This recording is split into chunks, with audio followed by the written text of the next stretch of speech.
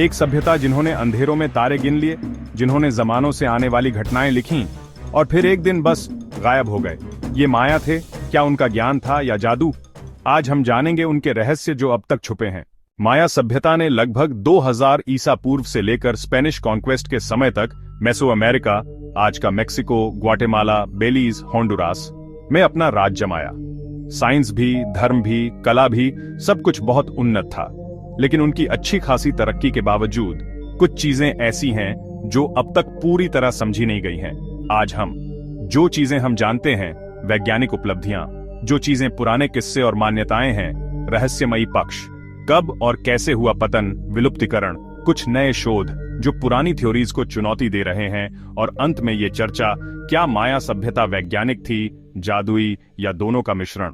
माया खगोलविदों ने सूरज, ग्रहों, चांद और तारों का अवलोकन बहुत व्यवस्थित तरीके से किया। उनके पास कॉडेक्स और पत्थर के शिलालेख हैं जिनमें वे सूर्य और चंद्र ग्रहण की भविष्यवाणी करते थे। लिविंग माया टाइम प्रोजेक्ट के मुताबिक माया सूर्य और चंद्र ग्रहण की भविष्यवाणी करते थे और उनका अवलोकन कैलेंडर के साथ मजबूती से एकीकृत था। उन्होंने नग्न आंख खगोल विज्ञान विकसित किया, कोई टेलीस्कोप नहीं, फिर भी ग्रहों की गति, विशेष रूप से शुक्र की स्थिति को ट्रैक करते थे। माया ने गणितीय शून्य की अवधारणा विकसित की और यह शून्य उनकी संख्या प्रणाली में प्लेस होल्डर के तौर पर काम करता था। यह अवधारणा यूरोप में शून्य के लोकप्रिय होने से पहले माया में थी। मैक्सिकोलोर के लेख के हिसाब से शून्य माया संख्या प्रणाली का एक अभिन्न हिस्सा था। उनकी संख्या प्रणाली बेस 20 विजेसिमल सिस्टम थी और यह उन्हें जटिल गणनाएं और कैलेंडर चक्र बनाने में मदद करती थी। माया कैलेंडर बहुत जटिल थे। लॉन्ग काउंट कैलेंडर, जोलकिन 260 दिन का अनुष्ठानिक कैलेंडर, हाब 365 दिन का सौर कैलेंडर। ये चक्र खगोल विज्ञान और अनुष्ठानों के साथ संरेखित होते थे। एक और शोध, आर्कसीव, माया कैलेंडर पहेली का समाधान, कहता है कि माया ने कैलेंडर चक्रों को अंक गणितीय मॉडल से नग्न आंख अवलोकनों से प्राप्त किया था, चंद्र समीकरणों और शुल्टन संख्याओं का उपयोग करते हुए। अब वास्तुकला की बात करते हैं। माया ने मंदिर, पिरामिड, वेधशालाएं बनाई जो खगोल विज्ञान के साथ संरेखित थीं। सूरज, तारे, विषुव आदि के साथ इमारतों का ओरिएंटेशन सावधानी से किया गया था। उनके पिरामिडों या मंदिरों का शैडो प्ले, सूरज की स्थिति आदि से जुड़ा होता था। एक वेधशाला है अकांसे, मेक्सिको में, जहां खिड़कियां और दरवाजे इस तरह संरेखित हैं कि वे शुक्र और मंगल की स्थितियों को चिह्नित करते थे। ये संरचना क्लासिकल पीरियड 300-600 ईस्वी की है। माया ने सीढ़ीदार खेती, सिंचाई, मृदा प्रबंधन की तकनीकों का इस्तेमाल किया। जंगल के कठोर वातावरण में उन्होंने जल प्रबंधन प्रणाली बनाई, सेनोटेस, प्राकृतिक सिंखोल, जलाशय आदि। लेकिन इसका विस्तृत तकनीकी प्रमाण बहुत प्राचीन सामग्रियों पर आधारित है। पुरातत्व और पूरा पर्यावरणीय अध्ययनों से पता चलता है कि उन्होंने पर्यावरण के साथ अनुकूलन किया था। विज्ञान के अलावा माया की दुनिया आध्यात्मिकता से भरी थी। उनके मंदिर के अनुष्ठान, रक्त बलिदान, देवता की पूजा, सबका संबंध ब्रह्मांड से था। सूर्य, चंद्रमा, शुक्र जैसे खगोलीय पिंडों के देवताओं की पूजा की गई। माया की मान्यता शिबाल्बा, पाताल लोक में थी और मृत्यु के बाद के जीवन से संबंधित अनुष्ठान महत्वपूर्ण थे। ड्रेसडेन कोडेक्स जैसे पुस्तक कोडेक्स में खगोलीय तालिकाओं के साथ अनुष्ठान और भविष्यवाणियां भी लिखी हैं। ये कोडेक्स भविष्यवाणियों, ग्रहणों, शुक्र चक्रों आदि के साथ जादुई धारणाएं भी रखता है। लोग कहते हैं कि शासकों और पुजारियों के पास शमानिक शक्ति थी और अनुष्ठान उनके समाज को एकजुट या नियंत्रित करने में उपयोग होते थे। क्रिस्टल स्कल्स, दिव्य दर्शनों, अलौकिक पोर्टल्स की काफी किंवदंतियां हैं, लेकिन इनमें वैज्ञानिक प्रमाण नहीं है। यह ज्यादातर मिथक और स्थानीय मान्यताओं का हिस्सा है, पर मान्यता प्रणाली ही समाज को संगठित करने में बहुत मजबूत उपकरण थी। अब सबसे बड़ा सवाल, माया सभ्यता का पतन क्यों हुआ और कुछ शहर क्यों वीरान हो गए? हाल के शोध, मैक्सिकन गुफाओं में स्टैलेग्माइट्स ने ऑक्सीजन आइसोटोप विश्लेषण किया है और पता चला है कि 878-121 ईस्वी के बीच एक बहुत लंबा सूखे का दौर था। एक मानसून का सूखा जो लगभग 13 साल तक चला। कई सूखे 3-4 साल के भी हुए।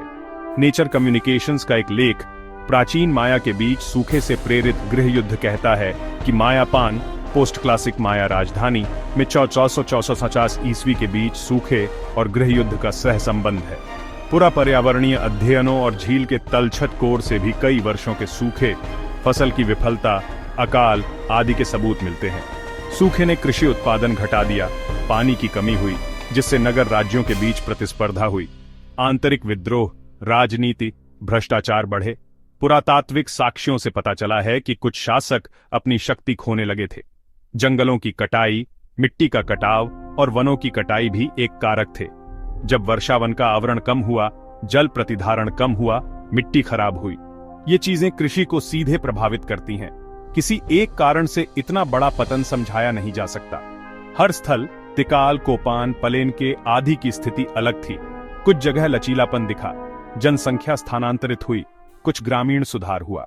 चलो अब उन चीजों की बात करें जो पूरी तरह साबित नहीं है या अलग तरह से व्याख्या की जानी चाहिए। भविष्यवाणियां और टाइम पोर्टल। माया कैलेंडर की सृजन तिथि के बारे में और अंत समय के बारे में कुछ मिथक हैं। 2012 का प्रचार इसी पर आधारित था, पर शोध कहता है कि कैलेंडर चक्र का अंत एक चक्र का अंत है, न कि दुनिया का अंत। क्रिस्टल स्कल्स, शिबाल्बा पोर्टल्स आदि ये ज्यादातर लोक कथाएं और मिथक हैं। वैज्ञानिक पुरातात्विक साक्ष्य कम है। उल्का वर्षा रिकॉर्ड करना। एक पेपर बताता है कि माया चित्रलिपि ने कुछ उल्कापिंड की घटनाओं या ईटा एक्वारिड्स के विस्फोटों को नोट किया हो सकता है, लेकिन ये एक परिकल्पना है, पुष्टि नहीं हुई है। जैसे कि स्टैलेग्माइट रिकॉर्ड, ग्रूटास जाबनाह गुफा, युकातान ने 871 ईस्वी के बीच विस्तृत गीले और सूखे मौसम के सूखे का नक्शा तैयार किया है। माया तराई में कई वर्षों के मौसमी सूखे के प्रति क्लासिक माया की प्रतिक्रिया साइंस एडवांसेस 2025 ने सुझाव दिया है कि उन्होंने कुछ अनुकूलन रणनीतियों का उपयोग किया। जल भंडारण, फसल बदलना, प्रवासन, जनसंख्या पुनर्प्राप्ति अध्ययन, पोस्ट क्लासिक काल देखते हैं कि कुछ क्षेत्रों में पतन के बाद भी ग्रामीण समुदायों ने अनुकूलन कर लिया था, व्यापार मार्ग बदल गए। अब सवाल, क्या माया पूरी तरह से वैज्ञानिक थे या पूरी तरह से रहस्यमयी या फिर दोनों का मिश्रण? उनकी वैज्ञानिक विधि, अवलोकन, माप, भविष्यवाणी ये स्पष्ट है। खगोल विज्ञान, गणित, भवन संरेखण, कैलेंडर सब इस बात का सबूत है, लेकिन उनका विश्व दृष्टिकोण अलग था। विज्ञान और धर्म, जादू अलग श्रेणियां नहीं थीं। ब्रह्मांड, देवता, तारे, अनुष्ठान, दैनिक जीवन सब आपस में जुड़े हुए थे। कैलेंडर प्रणालियों का उपयोग अनुष्ठानिक और दिव्य उद्देश्यों के लिए किया जाता था। एक ऐसी घटना की तिथि तय करनी थी जिससे देवताओं को प्रसन्न करना हो। खगोल विज्ञान से भविष्यवाणियां, लेकिन उन भविष्यवाणियों का सामाजिक, धार्मिक महत्व भी था। जब ग्रहण या शुक्र चक्र आता, उसके साथ मिथक और शगुन युद्ध होते थे। मंदिरों को डिजाइन करते समय गणितीय सटीकता, आध्यात्मिक प्रतीकवाद, दोनों का संयोजन। तो जब हम उन्हें वैज्ञानिक या जादुई का टैग देते हैं, हमें समझना होगा कि माया के नजरिए में दोनों एक दूसरे से अलग नहीं थे। और इस तरह माया सभ्यता एक उल्लेखनीय मिश्रण थी। उन्होंने इतनी वैज्ञानिक परिपक्वता हासिल की जो बहुत से आधुनिक समाजों के लिए भी चुनौतीपूर्ण है। साथ ही उनकी मान्यता प्रणालियां, अनुष्ठान, मिथक भी मजबूत थे, जिन्होंने समाज को एकता, उद्देश्य दिया। जब हम उनके बगीचे, पिरामिड, कैलेंडर देखते हैं, हम देखते हैं कि विज्ञान और जादू उनके जीवन का एक हिस्सा थे, अलग नहीं। अंतिम सोच, अगर हम आज की दुनिया में भी अपने वैज्ञानिक उपकरणों के साथ आध्यात्मिक मान्यताओं को जोड़ सकते हैं, तो क्या हम माया से कुछ सीख नहीं सकते? उन्होंने पर्यावरण के साथ अनुकूलन करना, चक्रों का सम्मान करना, ये चीजें आज भी प्रासंगिक हैं। अगर आपको ये वीडियो पसंद आया तो लाइक जरूर करें, शेयर करें अपने दोस्तों के साथ, ताकि ये पुराने रहस्य और लोगों तक पहुंच सकें। कमेंट करके बताएं, आप क्या मानते हैं, माया वैज्ञानिक थे या जादुई? और अगर आप चाहें तो मैं एक और वीडियो बना सकता हूं जो खोई हुई माया तकनीक या आधुनिक विज्ञान के नजरिए से उनका कैलेंडर पर हो। सब्सक्राइब करना मत भूलना।